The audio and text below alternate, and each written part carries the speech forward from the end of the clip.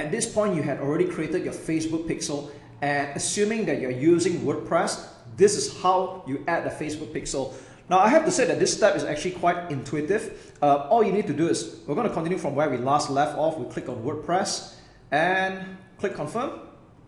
And all you have to do is just follow the steps. But I'll demonstrate to you using one of this available WordPress accounts or a WordPress website so that you can have a look at how this is supposed to work. Okay. So first of all, select features.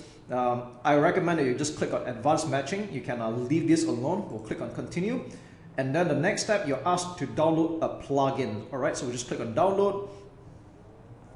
All right.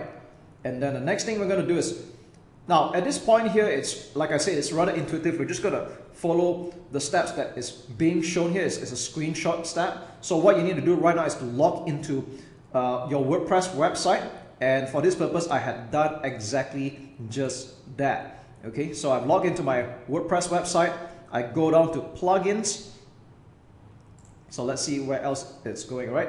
And then it says add new. Okay, and that's exactly what we're going to do. We're going to install the plugin. All right, so we go to plugins, we click on add new. Again, you have to be logged into your WordPress website. Okay, if you're using WordPress, this is exactly what you're going to do. We'll click on upload plugin, choose a file, and we'll select the zip file that we had just downloaded. Okay, and then we'll click on install now. This will take several seconds. And we are somewhat done. Okay, all we need to do is click on activate plugin, and yeah, that's it. Okay, the Facebook pixel has been installed.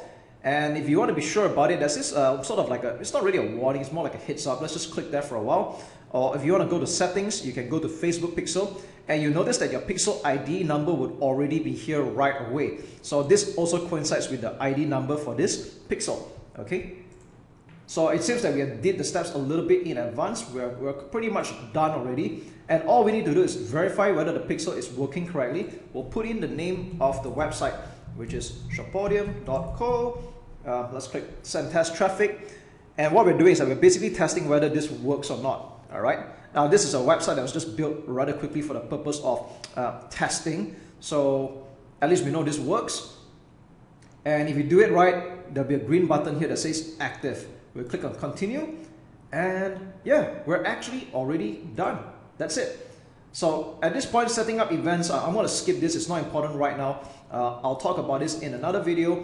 But I just want to say that this is all there is to it when it comes to setting up your Facebook pixel on WordPress. As you can see, it's rather easy. We'll click close, and we're done.